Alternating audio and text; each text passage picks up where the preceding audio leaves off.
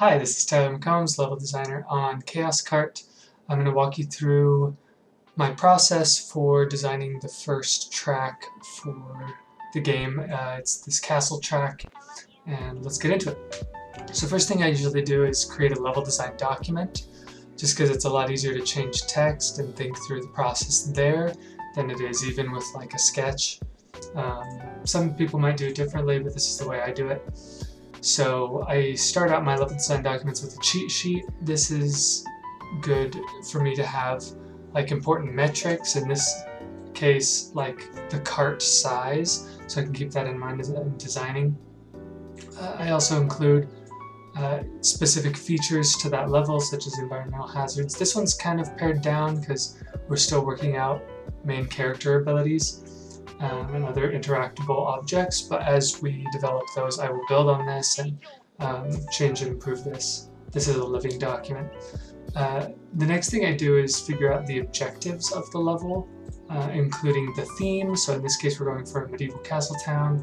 We wanted to focus on darkness and light and kind of this interplay between holiness and corruption. And then I usually figure out what are the main beats. Once I have this more narrowed down, I'll make a pacing graph. But just in general, as a general rule, you want levels to start out with kind of low intensity as you're teaching the player the mechanics. You want to then go to more of a middle intensity and high intensity toward the climax of the level, and then usually kind of a mid to low intensity on the way out. Very similar to how if you were writing a story, you'd want to have rising action, climax, falling action. And then I usually also start building a reference, visual reference. So in this case, the different areas each have their own distinct visual style. This is something I could pass on to the environment artists as kind of a guide for what I was thinking for this.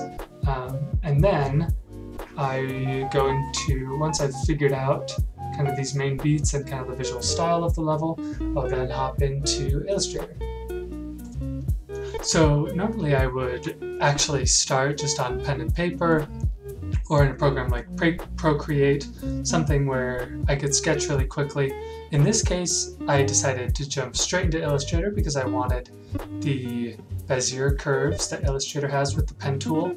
So I just hopped straight in so that I could make the track nice and smooth.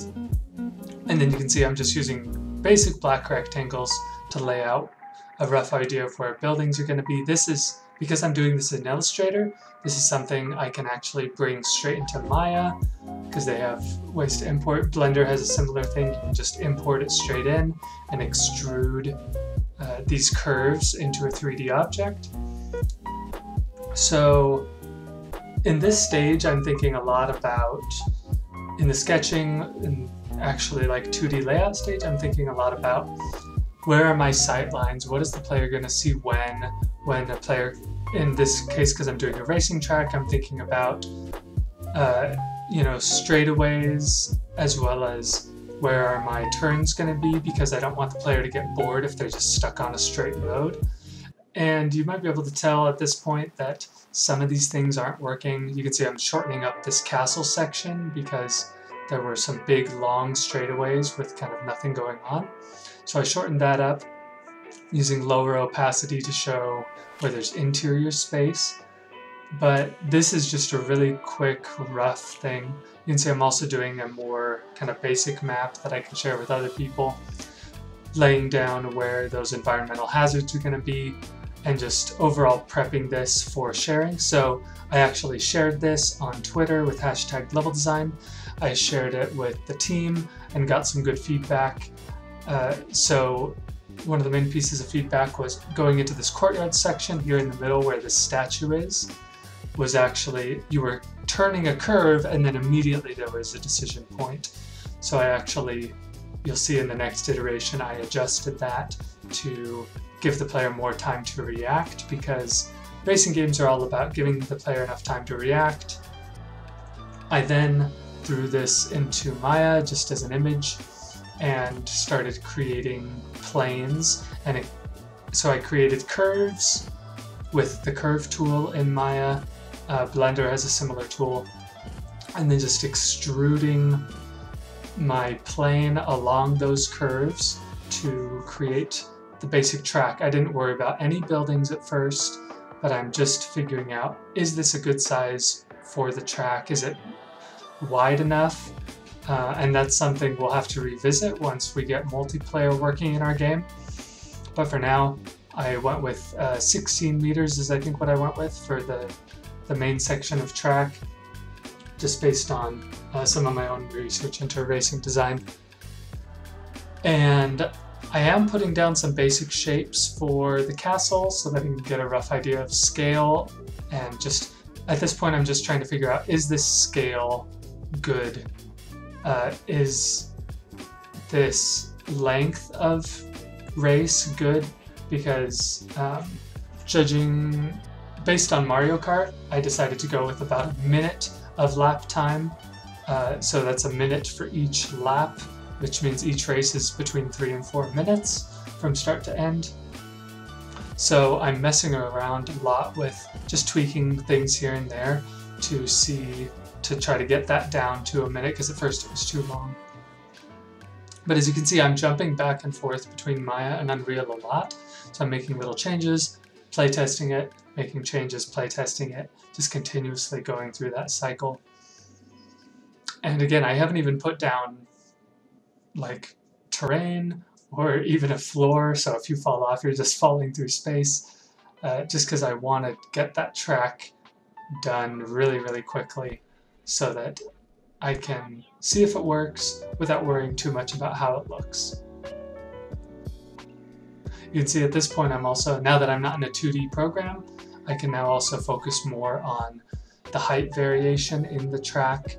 For this track I decided I wanted to go with Ascent because we wanted to focus on that theme of holiness versus corruption, so the slums are going to be very dark and gritty, whereas the castle is going to be very bright and full of light.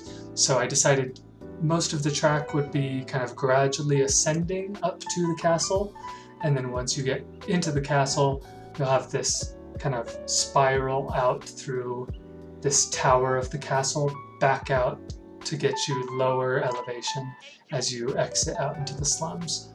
And now that I'm feeling a little more comfortable with this layout that I have, I'm now fleshing it out a little bit, actually like putting little tunnels, putting a ground floor so that you don't just fall forever. But I'm keeping it really rough, so I'm just using basic cubes to figure that out really quickly.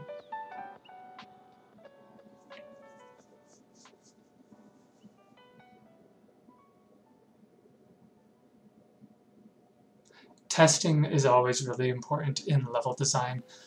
As a level designer, you walk the line between gameplay and art, and it's really important for you to be thinking about how well does this play, because at the end of the day, if a level looks great but plays crappy, no one's going to enjoy your level. So yeah, at this point, I'm basically just wrapping things up with this first pass. Obviously, I'm going to come back to this and give it a little more personality, a little more oomph, especially as I mess around with the first pass of lighting. But really, at this point, I'm just trying to get a sense, like I've said, of scale, whether the laps are the right length, whether our sight lines are going to lead to some good gameplay, just focusing on making sure the height and the scale of everything feels good before I sink a bunch more time into this.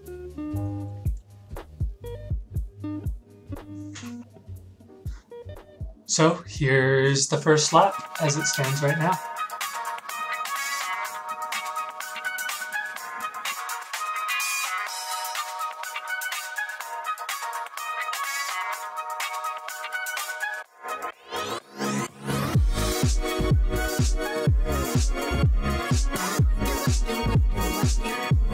Got you thinking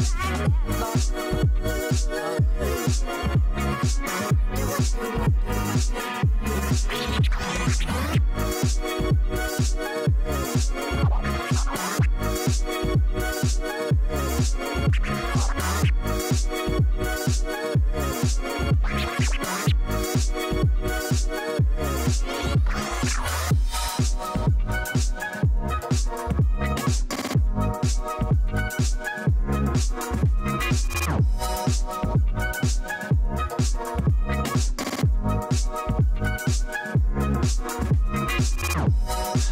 that's basically it for this video. Thanks so much for joining us. Don't forget to like and subscribe for more updates. We'll see you next time. Shout out to our first 4 Patreon supporters: Cyanotic Arc, cyanoticarc.com, William Hartwell, thank you again, Greg, one of our newest supporters, thank you so much, and Cheryl Lominick. Thank you all. Happy developing, bros.